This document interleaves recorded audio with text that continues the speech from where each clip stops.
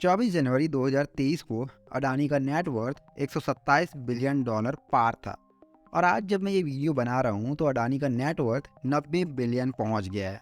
तकरीबन 37 billion dollar का कमी आया है। 37 बिलियन डॉलर को अगर रुपीज़ में कन्वर्ट करते हैं तो ये अमाउंट 3 लाख करोड़ से भी ज़्यादा होता है।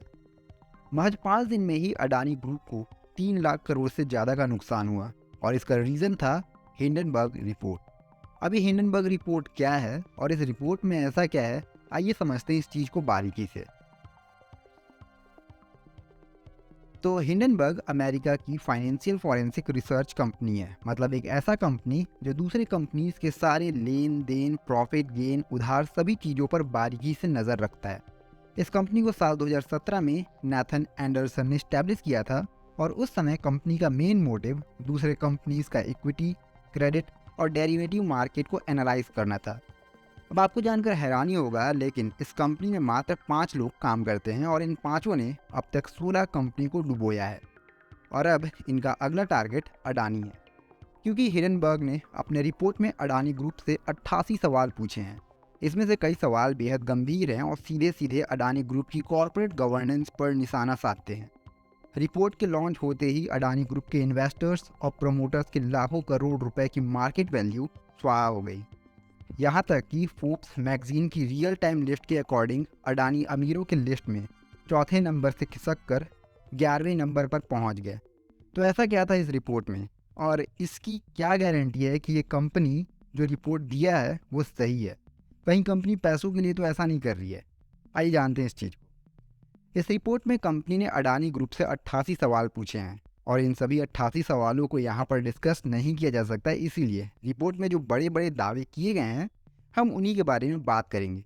वैसे अगर आप पूरी रिपोर्ट पढ़ना चाहेंगे तो मैं रिपोर्ट का लिंक डिस्क्रिप्शन में डाल दूंगा, आप उसे वहाँ से पूरा पढ़ सकते हैं।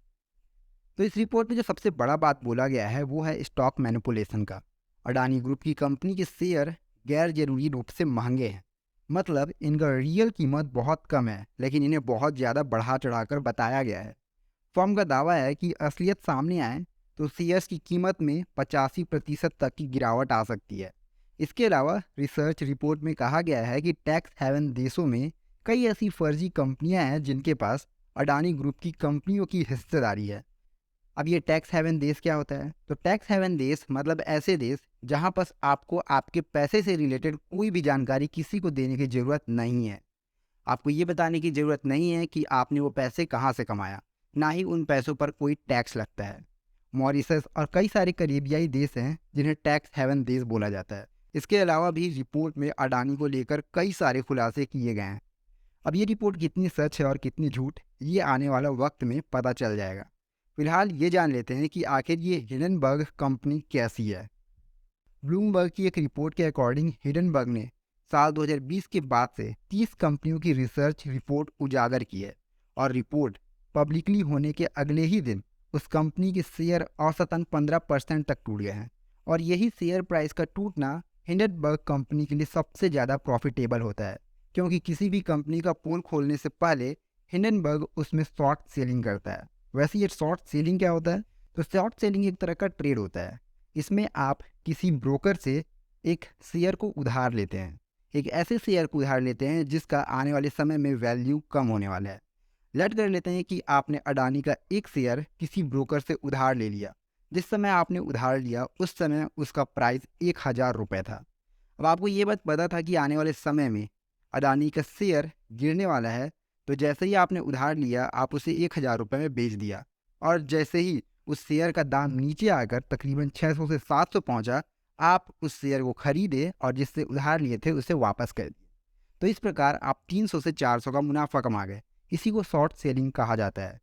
इसमें कोई शख्स एक ऐसे शेयर को उधार लेता है जिसका भविष्यवाणी उसको लगभग पता हो, क्योंकि ये काफ़ी रिस्की होता है और बस यही कारण है कि हिंडनबर्ग पर सवाल उठ रहे हैं। वैसे ये कोई नया बात नहीं है। हिंडनबर्ग आज तक जितने भी कंपनी का पोल खोला है उन सभी में कंपनी ने शॉर्ट सेलिंग किया है।